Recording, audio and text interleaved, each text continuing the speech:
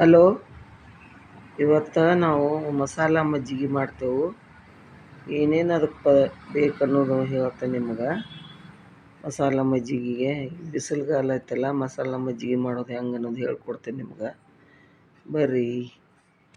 ಇದು ಮಸಾಲ ಮಜ್ಜಿಗೆ ಏನೇನು ಬೇಕಂದ್ರೆ ಕೊತ್ತಂಬರಿ, ಬೆಳ್ಳುಳ್ಳಿ, ಶುಂಠಿ ಪೇಸ್ಟ, ಶುಂಠಿ ಎಲ್ಲ ಉಪ್ಪು, ಜೀರಿಗೆ ಇಷ್ಟೆಲ್ಲ ಬೇಕು. ಆಮೇಲೆ ಇದು 1 ಕಪ್ ಮೊಸರು, ಕರ್ಡ್ ಮೊಸರು. ಇದು ಮಜ್ಜಿಗೆ ಮಾಡ್ಬೇಕು.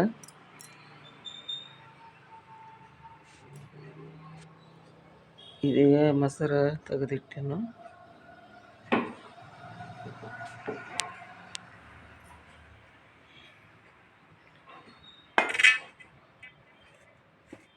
ಒಂದು ಕಪ್ ಮೊಸರಿಗೆ ಇಷ್ಟ ಮಜ್ಜಿಗೆ ಆಗಿದಾವು. ಇದು ಕಡಗೊಲಿಲ್ಲ ಕಡ್ದಿಟ್ಕೊಂಡೆವು. ಇದಕ್ಕೆ ಎಲ್ಲ ಪೇಸ್ಟ್ ಮಾಡಿ ಹಾಕೋದು. ಇದನ್ನು ಮಿಕ್ಸಿಗೆ ಹಾಕಬೇಕು. ಈ ಶುಂಠಿ ಆಮೇಲೆ ಬೆಳ್ಳುಳ್ಳಿ ಎಲ್ಲ ಜೀರಿಗೆ ಮಿಕ್ಸಿಗೆ ಹಾಕ್ಕೊಂಬಂದು ಇಟ್ಟೆನ. ಇದನ್ನು ಮಸಾಲೆ ಸ್ವಲ್ಪ ಇಷ್ಟು ಹಾಕಿದ್ರೆ ಒಂದು 4 ಗ್ಲಾಸ್ ಮಜ್ಜಿಗೆ ಬೆಳ್ಳುಳ್ಳಿ ಪೇಸ್ಟ್ ಹಾಕಬೇಕು. ಹಾಕಿ ಫ್ರೀಜರ್ ಮಾಡಿಡಬೇಕು. ಮಧ್ಯಾಹ್ನ ಹೊತ್ತಿನಾಗ 1 ಗ್ಲಾಸ್ ಮಜ್ಜಿಗೆ ಕುಡಿಬೋದು.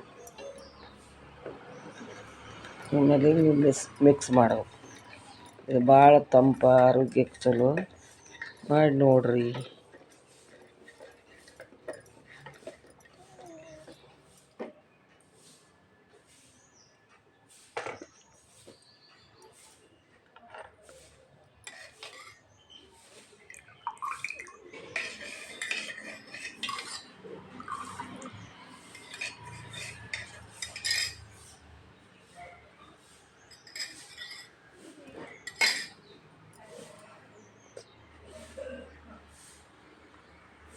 ಮಸಾಲೆ ಮಜ್ಜಿಗೆ ರೆಡಿ ಆಯಿತು.